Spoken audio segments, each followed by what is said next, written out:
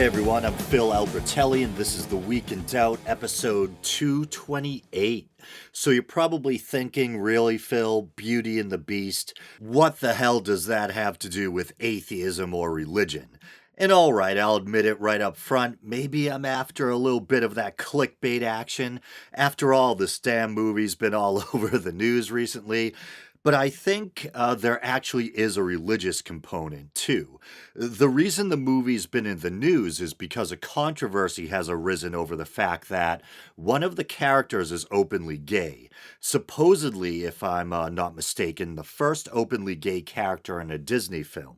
In response, Russia contemplated banning the movie, and at least one U.S. theater, located specifically in Hennigar, Alabama, has announced they won't be showing the film. And I think where religion comes in is that when people object to homosexuality, it's usually on religious grounds.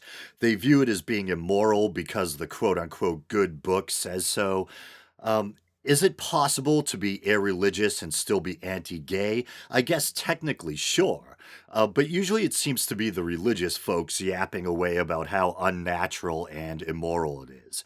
I've often said I like to put morality in two categories. There's the things that are wrong because they hurt, violate, or exploit others. And then there's the kind of arbitrary morality people get from religion. Don't pick up sticks on the Sabbath. Don't wear clothing woven from mixed fabrics, or fibers rather. And if you're a man, don't lie with another man. See Leviticus. Or is it lay? Anyway. To me personally, if two people of the same sex want to be together, whether it be a sexual fling or a long lasting romantic relationship, who cares? Who are they hurting? I think some people are afraid it will set a bad example, and before you know it, everyone's gonna be gay. Don't worry, there'll always be plenty of horny straight people around to keep the species going. Well, at least until we get wiped out by a giant asteroid or something. And as far as the argument that homosexuality is quote unquote unnatural, as I've said on the show before, if it occurs in nature, technically, how can it be said to be, once again, quote unquote unnatural? Homosexuality is quite common in the animal kingdom. We have big gay elephants and everything. And some might argue that, well, just because it's natural, that doesn't mean it's good. Rape and killing take place in nature too.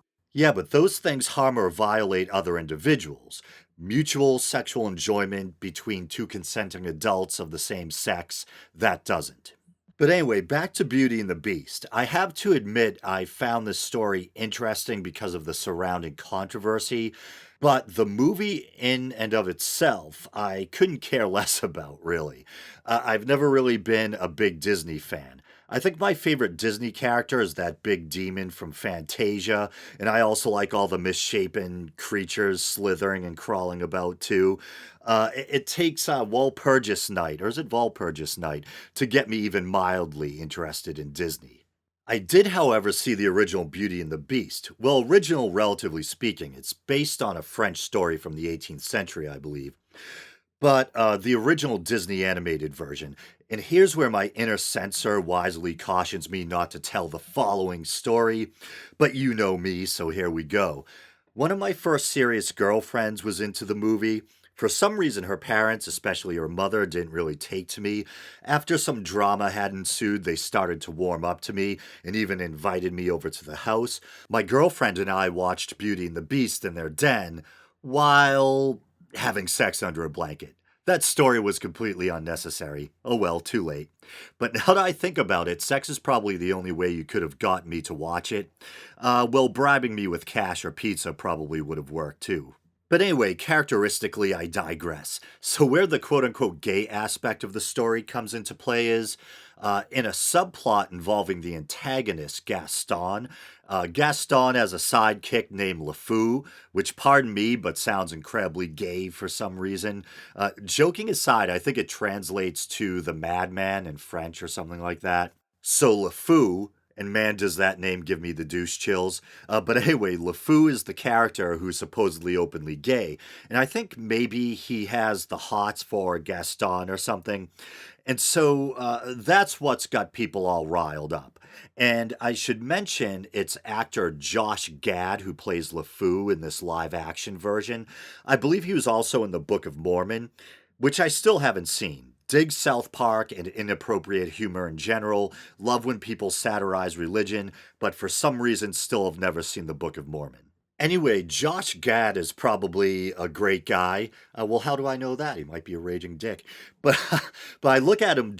That wasn't nice. I look at him dressed in period costume and character as LeFou, and my desire to see this movie goes from 0% to about negative 24%.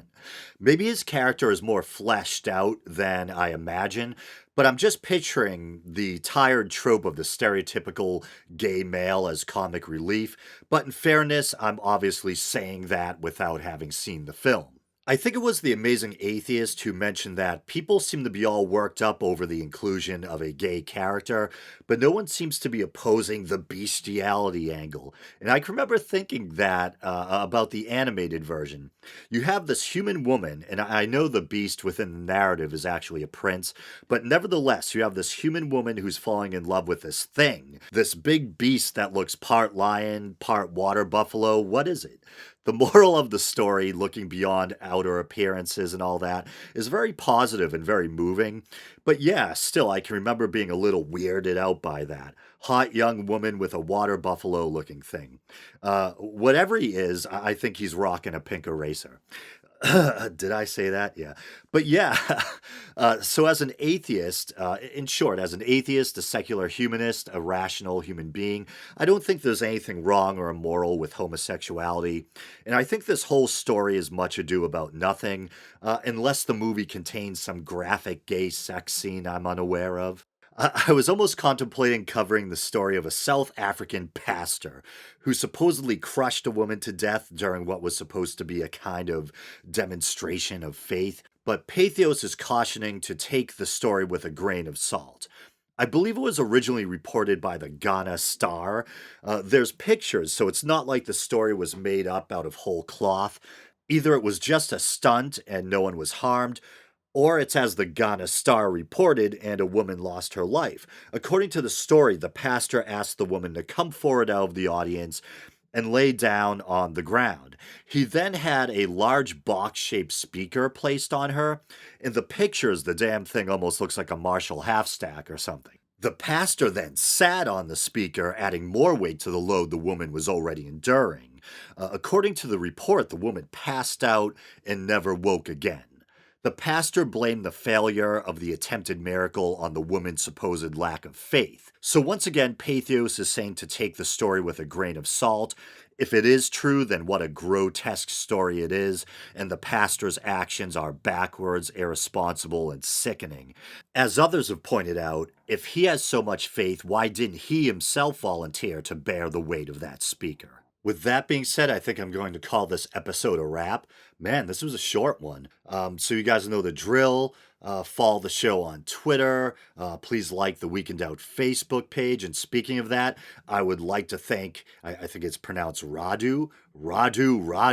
Sounds Eastern European, maybe Romanian or something. Makes me think of vampires. But anyway, I'd like to thank Radu for liking the Weekend Out Facebook page. And also, I'd like to thank Patrick O'Brien. I may have thanked you already, but it can't hurt to be a little redundant and thank someone twice. Let's see what else. You can subscribe to the show via iTunes.